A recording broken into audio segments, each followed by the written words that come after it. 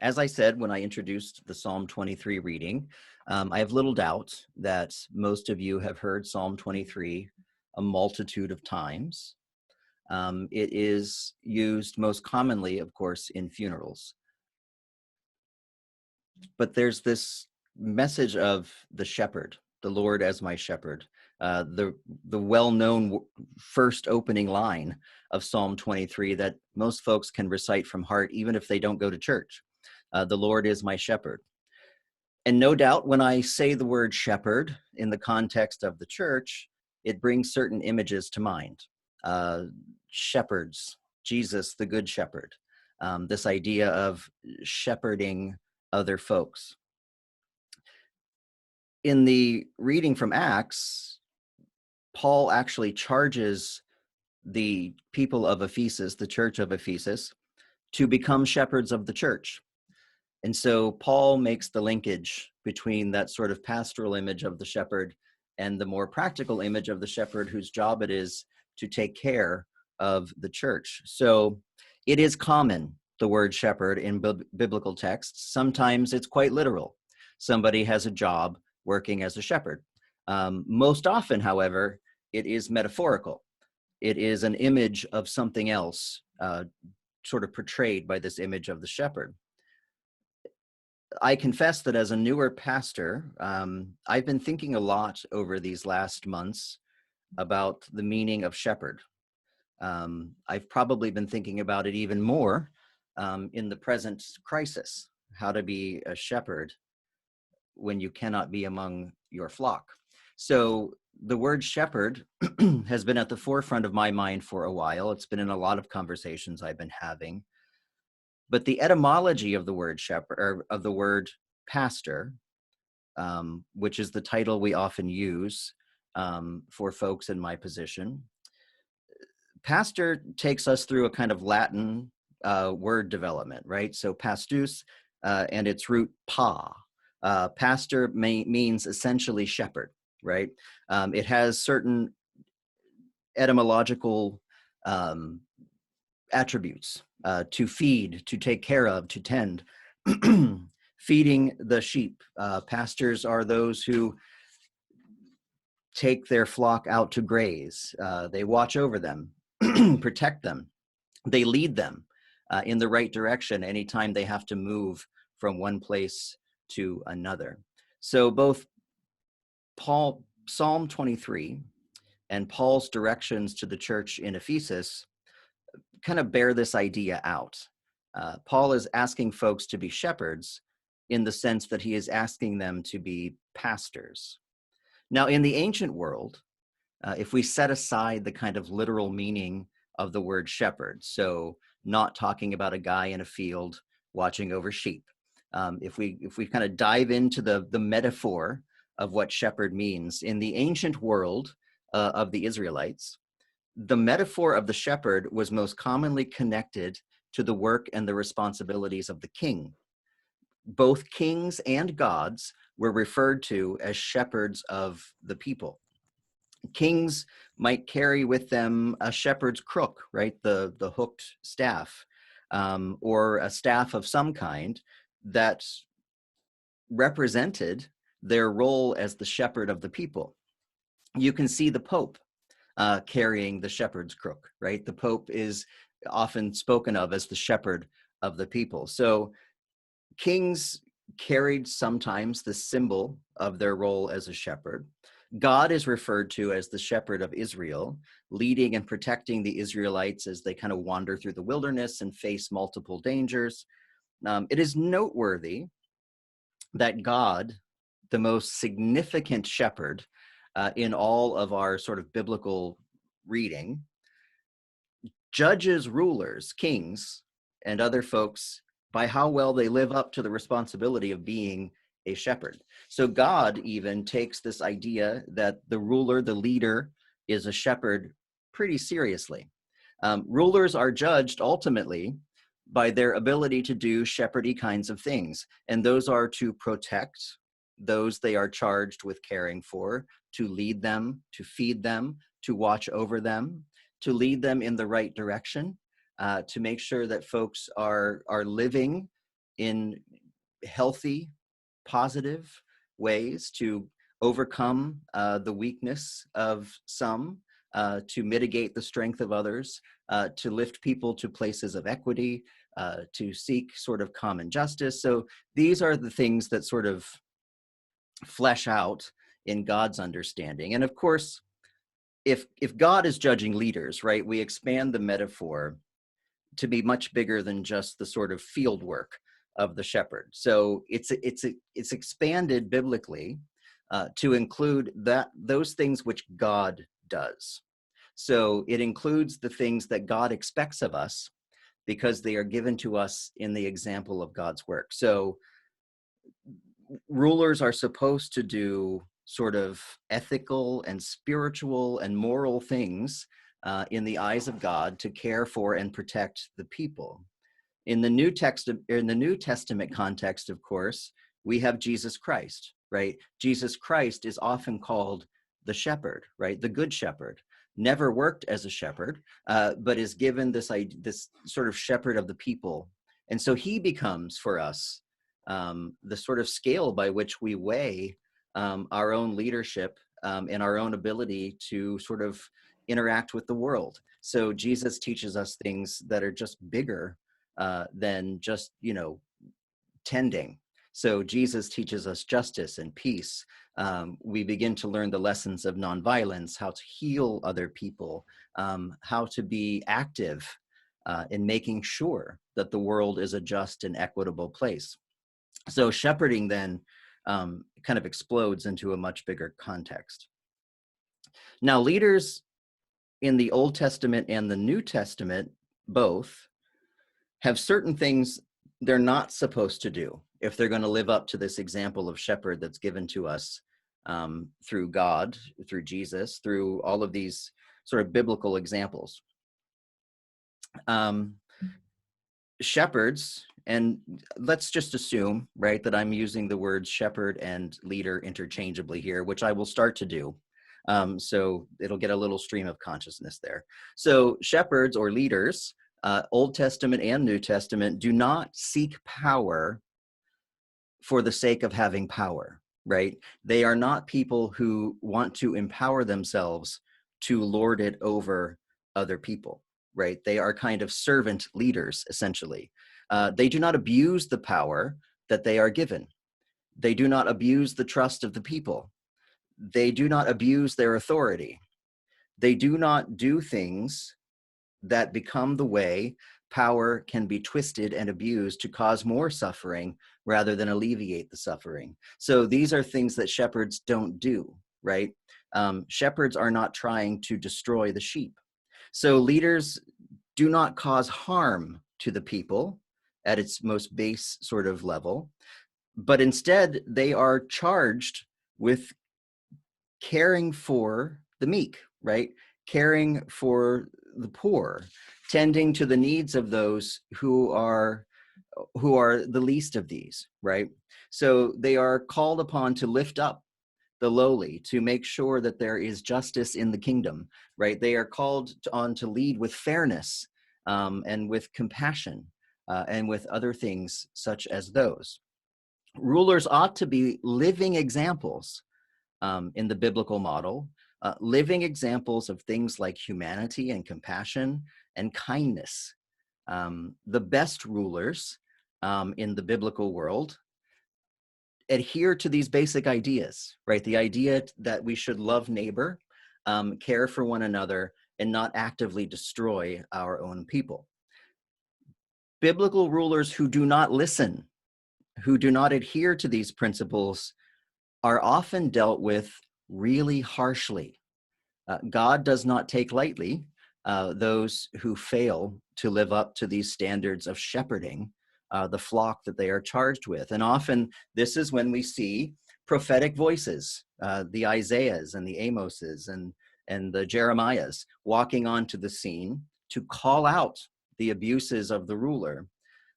These voices become necessary so that the people can understand that this was not God's intention, that those who are called to lead must follow the shepherding example, or else read any Old Testament prophecy, and you'll find out that those leaders didn't make out so well. So clearly, when the word shepherd is used in biblical terms, this is not simply a shepherd doing a job, right? A shepherd is agreeing to a certain level of responsibility. And this is true in both the practical and metaphorical, right? They are agreeing to take upon themselves the responsibility to care for, to protect, and to guard the lives of the flock. That is no light responsibility. It's a serious thing to be called a shepherd. It is serious work. It is a sacred trust. It is a practical spiritual responsibility that this person agrees to. I remember the very first time that I put on, the iconic black robe of the Presbyterian minister. I remember how heavy it felt. I remember feeling it rest on my shoulders, and I could not help but noticing how noticeable the weight of this thing was. In that moment, it became very clear to me that in this kind of symbolic robing, right, leadership in the church was also a very serious thing. It was a thing that had weight. So being called a pastor means something well beyond the concept of just being given a fun title, so people can call you something other than reverend, which sounds so terribly official. But that pastor, shepherd, is called upon to do this work of shepherding. It's not work, actually. It's a call from God. I believe quite firmly that ministers experience supernatural calls to service. And it is a call to care and feed and tend and protect and guard and guide, and yes, lead a faith community. And of course, I do not shepherd alone, but alongside a group of leaders, a team of shepherds whose calling is to the same kind of work. All those who serve the church in roles of leadership, from music direction to elders to deacons, to those who serve on committees, to those who volunteer to do things, they're all being called upon to do the work of the shepherd. And in my case, I happen to have a really incredible population of elders and deacons and musicians and other leaders present with me at any moment to help lead and to help care and to help tend this community.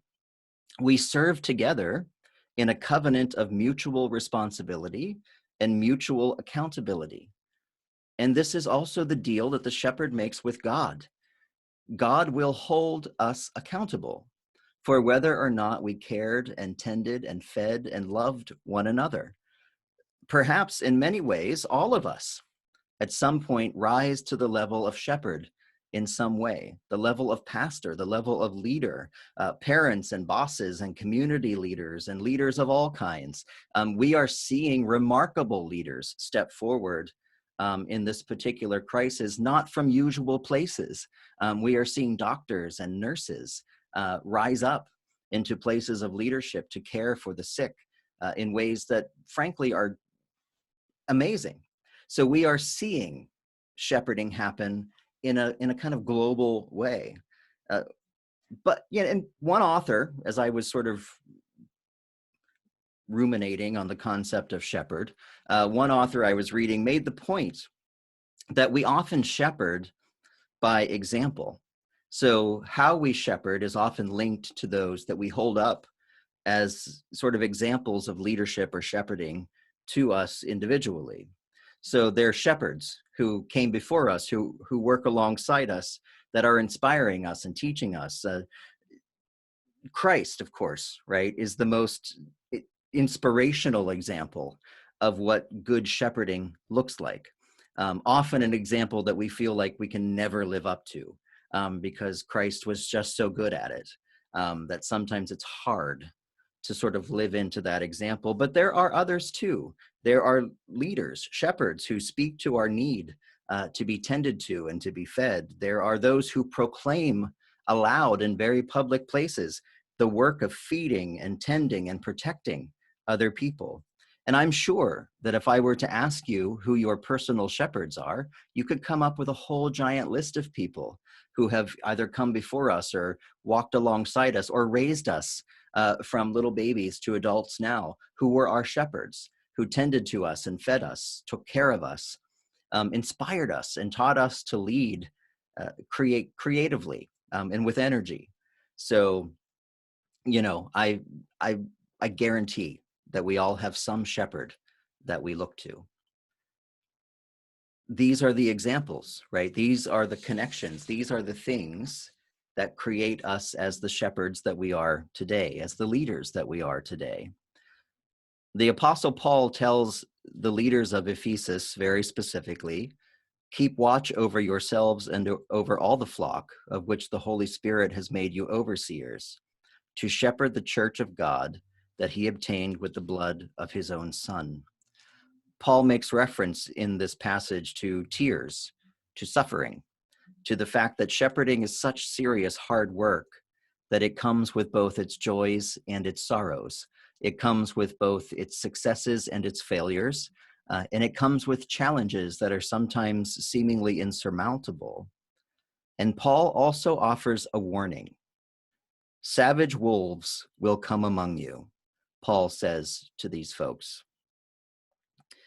Paul is referencing here that savage wolves, forces of violence and division and corruption and injustice and ignorance, will come upon these people. Some will come from the inside. Some will come from the church itself, who will come to devour the sheep, right? We hear this idea, right, of wolves in sheep's clothing sort of being practically played out here. We have a lot of folks who like to accuse other folks of being wolves in sheep's clothing. So how then do we determine the difference, right? How do you decide who is a shepherd or who is a sheep or who is a wolf in a world of conflicting, you know, and kind of abundant accusation against one another of being the wolf, right? So who is a shepherd and who is a wolf? I'm not saying that's an easy distinction to make, but I would offer that there are a few things. So as we look at the idea of the shepherd in its metaphorical and practical sense, and then Paul's sort of invocation of this wolf, I would say this: wolves eat, shepherds feed. Wolves threaten, and shepherds protect. Wolves scatter to create weakness. Shepherds gather together to create strength. Wolves take, and shepherds provide. Wolves empower or overpower, and shepherds serve. These are some basic things. You can look at the work of the shepherd to gather and to tend and to lead and to feed and to care for. The wolf is all of those things which aren't feeding and caring for and tending, dividing the flock to create the weakness that allows it to attack. You know, a wolf is a selfish creature, an eating machine whose thoughts, you know, most days are, how do I get food? The sheep, in some ways, depend on the shepherd to get them to the pasture so they can eat the food for the day. So we can make distinctions between who are shepherds and who are wolves. And for church leaders, the principles of shepherding are the guide to how we do our work. Of course, we are in an interesting, unusual, scary, anxious time. We are in a place of pandemic, and being a shepherd, being a leader of any kind, is frankly right now linked directly to the preservation of human life. Leadership in this moment has one purpose: to keep people safe, to make sure people don't die. That is what leaders all across this nation and this world are currently thinking about, including faith leaders and church leaders who are making decisions because they know that every decision they make about the future of the church is now defined by how well we protect, defend, and care for those in our community. Leadership has life and death consequences in this current situation. We need shepherds now more than ever, whose concern is for the flock and not for the self, who wants to protect and preserve the life of those in their care. We are in a place where leaders are making very difficult decisions. They are facing choices between these practical and powerful forces of economy and a moral call to protect and preserve human life. These are not easy decisions that are being made in these places. And some leaders, frankly, have embraced their call to be shepherds in this moment. They are offering guidance and protection. They are caring for others. They are feeding where food is needed. They are lifting up the lowly. They are seeking justice for people. They are operating from places of compassion. They are operating from places of shared humanity, of this kind of empathy that links us together to one another, as we all suffer the same right now. From China to Cincinnati, we are all feeling the same kind of anxiety. We are all suffering the same kinds of losses. And so the shepherds who are doing the work of shepherding understand that right now, our flock is very big because it is the whole world. And so leadership is now a much bigger idea. We need shepherds. We need people who are willing to step up and blaze new paths, find new ways of doing things, break new ground, while at the same time being dedicated to the concept of preserving and protecting human life. That is the situation in which we find ourselves. We are seeing them come to us from unexpected places. We are seeing them rise from, frankly, places we don't even think of. We are watching people become shepherds. Crisis is actually sort of separating for us who are shepherds and who are wolves in so many ways. This crisis has begun defining those two activities. So if we're going to be the church, the prophetic consciousness of the nation, which is sometimes the role of the church, quite frankly, our work will be defined and judged by our willingness to lift up the heavy crook of the shepherd and all of the responsibility that comes with us. We will be called upon to tend, to feed, to protect, to care for, to welcome and love every single sheep we can get our hands on. Because the loss of even one sheep is an unacceptable and unholy price to pay for negligence. Amen.